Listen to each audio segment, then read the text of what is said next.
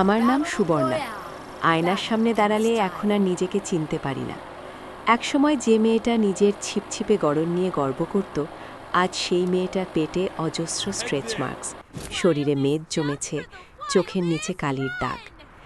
6 মাস হলো আমি মা হয়েছি। আমাদের ছেলে রোদ আসার পর জীবনটা যেমন আনন্দে ভরে গেছে, তেমনি নিজের প্রতি একটা অদ্ভুত বিতৃষ্ণা তৈরি হয়েছে। তানভীর অফিস ফিরে যখন আমাকে জড়িয়ে ধরতে চায়, আমি সরে যাই। আমার মনে হয় আমাকে এখন আর সুন্দর দেখায় না।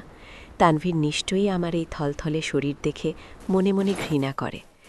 তানভীর খুব ফিটনেস সচেতন, নিয়মিত জিম করে। ওর পাশে দাঁড়ালে নিজেকে বড্ড বেমানান লাগে। আমি পুরনো শাড়িগুলো বের করি, কিন্তু কোনোটাই আর আগের মতো ফিট হয় না। আমি বাথরুমে ঢুকে কান্না গিলে ফেলি। সেদিন আমাদের বিবাহ বার্ষিকী ছিল। তানভীর বলল, চলো আজ বাইরে ডিনার করব। আমি সাথে সাথে না করে দিলাম। না, আমার শরীর ভালো লাগছে না, তুমি খাবার নিয়ে এসো। তানভীর অবাক হয়ে বলল, বিয়ের পর প্রথম অ্যানিভার্সারি আর তুমি ঘরে বসে থাকবে? প্লিজ সুবর্ণা, চলো না। আমি রেজে গিয়ে বললাম তো যাব না। আমার কোনো ভালো জামা নেই, আমি দেখতে কুৎসিত হয়ে গেছি। আমাকে নিয়ে বাইরে যেতে তোমার লজ্জা করে না? তানভীর চুপ করে গেল। আমি বেডরুমে গিয়ে দরজা বন্ধ করে দিলাম। কিছুক্ষণ পর তানভীর দরজায় নক করল, হাতে আমাদের বিয়ের অ্যালবামটা। ও বিছানায় বসে অ্যালবামটা খুলে একটা ছবি দেখালো, বিয়ের দিনের ছবি। আমি খুব সুন্দর সেজেছিলাম। তানভীর বলল, এই মেয়েটাকে খুব সুন্দর লাগছে, তাই না? আমি মুখ ভার করে বললাম, হ্যাঁ, তখন তো আর এমন হাতির মতো ছিলাম না। তানভীর অ্যালবামটা বন্ধ করে আমার দিকে সরে এলো। আমার পেটের ওপর আলতো করে হাত রেখে বলল, সুবর্ণা, ওই মেয়েটা সুন্দর ছিল, কিন্তু সে শুধু একটা মেয়ে ছিল। আর এখন তুমি একটা জীবন সৃষ্টি করেছ। এই যে দাগগুলো দেখছ, এগুলো তোমার কুৎসিত হওয়ার চিহ্ন নয়। এগুলো তো সেই যুদ্ধের দাগ, যে যুদ্ধ করে তুমি আমাদের রোদকে পৃথিবীতে এনেছ। এই দাগগুলো আমার কাছে কোনো সুপার হিরোর ক্ষতের মতো, গর্বের। আমি তানভীরের দিকে তাকিয়ে দেখলাম ওর চোখে কোনো করুণা নেই, আছে মুগ্ধতা। ও আবার বলল, তুমি কি ভাবো আমি তোমার শরীরটাকে ভালোবাসতাম?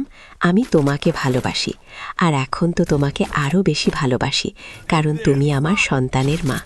নিজেকে আয়নায় ওভাবে দেখো না, আমার চোখ দিয়ে দেখো। দেখবে পৃথিবীর সবচেয়ে সুন্দরী নারী দাঁড়িয়ে আছে। সেদিন আমি বুঝেছিলাম, সৌন্দর্য মানেই শুধু নিখুঁত চামড়া বা স্লিম ফিগার নয়, সৌন্দর্য মানে ত্যাগের চিহ্ন। তানভীরের ওই কথাগুলো আমার হীনমন্যতা দূর করে দিয়েছিল। আমি উঠে আলমারি থেকে একটা শাড়ি বের করে বললাম, চলো আজ বাইরেই খাবো। তানভীর হেসে আমাকে জড়িয়ে ধরল। আমি শিখেছি, মাতৃত্ব নারীর সৌন্দর্য কেড়ে নেয় না, বরং তাকে নতুন এক রূপ দেয়। আর সেই রূপ দেখার জন্য একজন সঠিক মানুষের দরকার হয়। তানভীর আমাকে শিখিয়েছে, আমার এই নতুন রূপই আমার শক্তি। আমাদের গল্পে কোনো গ্ল্যামার নেই, কিন্তু আছে এক গভীর সম্মানবোধ। আমি এখন আমার এই পরিবর্তিত শরীরটাকে ভালোবাসি, কারণ এই শরীরটাই আমাকে মা হওয়ার সৌভাগ্য দিয়েছে। আর পাশে আছে তানভীর, যে আমাকে প্রতি মুহূর্তে মনে করিয়ে দেয় আমি অনন্যা। আমার নাম অহনা। ছোটবেলা থেকেই আমি একটু স্বপ্নবিলাসী। আমি চাইতাম আমার বর হবে সিনেমার হিরোদের মতো, যে বৃষ্টির দিনে আমাকে নিয়ে লং ড্রাইভে যাবে, জন্মদিনে সারপ্রাইজ পার্টি দেবে, আর কথায় কথায় ভালোবাসি বলবে। কিন্তু বিয়ে হলো রূপকের সাথে। রূপক একদম মাটির মানুষ, ও ভীষণ বাস্তববাদী। ওর কাছে জীবন মানে কোনো সিনেমা নয়। জীবন মানে হলো মাস শেষে বিল মেটানো, বাজারের ফর্দ করা, আর সময় মতো অফিস যাওয়া। ওর মধ্যে রোম্যান্টিকতার ছিটে ফোটাও নেই। প্রথম আমার খুব রাগ হতো। আমি হয়তো সেজেগুজে ওর সামনে গিয়ে দাঁড়ালাম। ও ল্যাপটপ থেকে মুখ না তুলেই বলল, ভালোই লাগছে। ব্যাস ওইটুকুই। আমি হয়তো বললাম, চলো আজ বৃষ্টিতে ভিজি। ও গম্ভীর মুখে বলল, ঠান্ডা লাগবে, কাল অফিস আছে। আমার মনে হতো আমি একটা রোবটের সাথে সংসার করছি।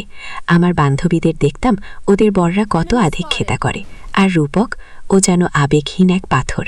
আমি প্রায়ই ঝগড়া করতাম, তুমি কি আমাকে আদৌ ভালোবাসো, নাকি শুধু দায়িত্ব পালন করছো? রূপক অবাক হয়ে বলতো, ভালোবাসি না মানে? এই যে সংসার করছি, তোমার খেয়াল রাখছি, এগুলো কি ভালোবাসা নয়? আমি বলতাম, না, এগুলো তো ডিউটি, ভালোবাসার প্রকাশ কই। ঘটনাটা ঘটল গত শীতে। আমার হঠাৎ খুব বাজেভাবে মাইগ্রেনের ব্যথা উঠল, সাথে জ্বর। আমি বিছানা থেকে উঠতে পারছিলাম না, মাথাটা ছিঁড়ে যাচ্ছিল। রূপক সেদিন অফিস থেকে তাড়াতাড়ি ফিরল, কিন্তু ও কোনো ডাক্তার ডাকল না, হইচই করল না, একদম শান্ত মাথায় কাজ করতে লাগলো। ও নিজ হাতে ঘর অন্ধকার করে দিল, আমার কপালে জলপট্টি দিল, তারপর রান্নাঘরে গিয়ে আমার জন্য আদা চা আর স্যুপ বানিয়ে আনলো। আমি যন্ত্রণায় কাতরাচ্ছিলাম। রূপক সারা রাত আমার মাথার কাছে বসে রইল। ও একবারের জন্য ঘুমায়নি, আমার মাথা টিপে দিয়েছে, বারবার জ্বর মেপেছে। রাত ৩টে থেকে আমি চোখ খুলে দেখলাম রূপক আমার হাতটা ধরে বসে আছে। ওর চোখে মুখে প্রবল ক্লান্তি, কিন্তু দৃষ্টিতে এক গভীর মমতা। আমি ফিসফিস করে বললাম, তুমি ঘুমাওনি? রূপক আমার কপালে হাত রেখে বলল, তোমার ব্যথা না কমলে আমার ঘুম আসবে না অহনা। ওই মুহূর্তটা আমার সব ভুল ভেঙে দিল। আমি বুঝলাম, আমি যাকে রোবট ভাবতাম সে আসলে সবুজের মতো নীরব। সে ফুল দিয়ে ভালোবাসা দেখায় না, কিন্তু শিকড় হয়ে আমাকে আঁকড়ে ধরে রাখে। সে মুখে ভালোবাসি বলে না, কিন্তু আমার যন্ত্রণায় নিজের খুন বিসর্জন দেয়। পরদিন সকালে আমি সুস্থ বোধ করছিলাম। রূপক আমার জন্য নাশতা নিয়ে এলো। আমি ওর হাতটা ধরে বললাম, রূপক, আমি তোমাকে ভুল বুঝেছিলাম। আমি ভেবেছিলাম রোমান্স মানে মোমবাতি আর গোলাপ ফুল, কিন্তু কাল রাতে বুঝলাম রোমান্স মানে হলো কারো ব্যথায় নিজের ঘুম হারাম করা। রূপক একটু লাজুক হেসে বলল, আমি সিনেমার ডায়লগ দিতে পারি না অহনা, কিন্তু কথা দিচ্ছি যতদিন বেঁচে আছি তোমার ওষুধের খেয়াল আর মাথার বালিশ ঠিক করার দায়িত্বটা আমার। এখন আমাদের সংসার 5 বছরের। রূপক এখনও আমাকে সারপ্রাইজ গিফট দেয় না, এখনও বৃষ্টির দিনে ভিজতে চায় না, কিন্তু তাতে আমার আর কোনো দুঃখ নেই, কারণ আমি জানি এই শহরের ভিড়ে যদি আমি কখনো হারিয়ে যাই বা হোঁচট খাই, একজন মানুষ আছে যে আমাকে খুঁজে বের করবেই। আমি শিখেছি, ভালোবাসা সবসময় চকলেটের মোড়কে আসে না। কখনো কখনো ভালোবাসা এক কাপ আদা চা আর কপালে রাখা এক বিশ্বস্ত হাতের স্পর্শ হয়েও আসে। আমাদের গল্পে নাটক নেই, কিন্তু এক বুক নির্ভরতা আছে, আর সেই নির্ভরতার নামই রূপক। আমার নাম তানিশা। হাতে প্রমোশন লেটারটা ধরে আমি অফিসের ডেস্কে বসে ঘামছিলাম।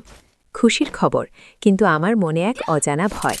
এই প্রমোশনটার সাথে আমার স্যালারি বেতন অনেকটা বেড়ে গেছে, এতটাই যে সেটা এখন আমার স্বামী রাশেদের বেতনের চেয়ে বেশি। আমাদের সমাজে শেখানো হয় স্বামীর চেয়ে স্ত্রীর আয় বেশি হলে সংসারে অশান্তি হয়, স্বামীর ইগোতে লাগে। রাশেদ মানুষটা খুব ভালো, কিন্তু ও তো এই সমাজেরই মানুষ, ওর কি খারাপ লাগবে? ও কি হীনমন্যতায় ভুগবে? বাড়ি ফিরে আমি চুপচাপ বসেছিলাম। রাশেদ অফিস থেকে ফিরল। আমাকে ওভাবে বসে থাকতে দেখে জিজ্ঞেস করল, কি হয়েছে তানু, শরীর খারাপ? আমি ভয়ে ভয়ে লেটারটা ওর দিকে বাড়িয়ে দিলাম। রাশেদ মন দিয়ে পড়ল, তারপর খুশিতে চিৎকার করে উঠল, আরে এটা তো দারুণ খবর, তুমি ভিপি হয়ে গেলে, কংগ্র্যাচুলেশনস। আমি অবাক হয়ে বললাম, তুমি খুশি হয়েছ? রাশেদ ভ্রু কুঁচকে বলল, খুশি হব না মানে? তোমার এতদিনের পরিশ্রম সফল হলো। আমি নিচু গলায় বললাম, কিন্তু রাশেদ, আমার স্যালারি এখন তোমার চেয়ে বেশি, তোমার খারাপ লাগবে না? রাশেদ কিছুক্ষণ আমার দিকে তাকিয়ে রইল, তারপর আমার পাশে বসে হাতটা ধরল, হেসে বলল, তানিশা, আমরা কি একে অপরের প্রতিযোগী? আমরা তো পার্টনার। তোমার জয় মানে তো আমারও জয়। সংসারে টাকাটা কে বেশি আনলো সেটা বড় কথা নয়, বড় কথা হলো আমরা দুজন মিলে সংসারটা এগিয়ে নিচ্ছি। তোমার এই সাফল্যে যদি আমি হীনমন্যতায় ভুগি, তবে তো আমার ভালোবাসাতেই খাদ আছে। আমার চোখ দিয়ে জল গড়িয়ে পড়ল। আমি ভাবিনি ও এত সহজে ব্যাপারটা নেবে। কদিন পর আমাদের এক ফ্যামিলি গেট টুগেদার ছিল। সেখানে রাশেদের এক দূর সম্পর্কের আত্মীয় আমার প্রমোশনের কথা শুনে বাঁকা হেসে বললেন, বাব্বা, বউয়ের এখন অনেক টাকা। রাশেদ, তুমি তো এখন আয়েশ করে বউয়ের টাকাই খেতে পারবে। কথাটা শুনে আসরের সবাই মুখ টিপে হাসল। আমার খুব অপমান লাগলো। আমি কিছু বলতে যাচ্ছিলাম, কিন্তু রাশেদ আমাকে থামিয়ে দিল। রাশেদ খুব শান্ত গলায় সবার সামনে বলল, চাচা, তানিশা আমার স্ত্রী, আমার প্রতিপক্ষ নয়। ওর যোগ্যতায় ও আজ এই জায়গায় পৌঁছেছে। আর বউয়ের টাকায় খাওয়া লজ্জার নয়, লজ্জার হলো বউয়ের সাফল্যে হিংসা করা। আমি গর্বিত যে আমার স্ত্রী এত সফল। পুরো ভর নিস্তব্ধ হয়ে গেল। ওই আত্মীয় ভদ্রলোক লজ্জায় মাথা নিচু করে রইলেন। আমি রাশেদের দিকে তাকালাম। আমার মনে হলো এই মানুষটার উচ্চতা ওই প্রমোশন বা টাকার চেয়ে অনেক অনেক বেশি। রাতে বাড়ি ফেরার পথে আমি রাশেদকে বললাম, আজ তুমি যা করলে তার জন্য ধন্যবাদ। রাশেদ গাড়ি চালাতে চালাতে বলল, ধন্যবাদ দিও না। শুধু মনে রেখো, বাইরের জগৎ যাই বলুক, এই 4 দেওয়ালের ভেতর আমরা কে বড় কে ছোট এই হিসেব করব না। আমরা শুধুই আমরা।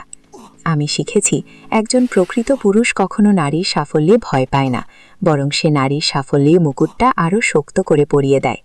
রাশেদ আমাকে শিখিয়েছে, আয় দিয়ে মর্যাদা মাপা যায় না, মর্যাদা থাকে মানসিকতায়। আমাদের গল্পে কোনো ইগোর লড়াই নেই, আছে কাঁধে কাঁধ মিলিয়ে এগিয়ে যাওয়ার প্রত্যয়। আমার সাফল্যেও হাততালি দেয়, আর ওর সাপোর্টে আমি সাহস পাই। এটাই আমাদের সমীকরণ।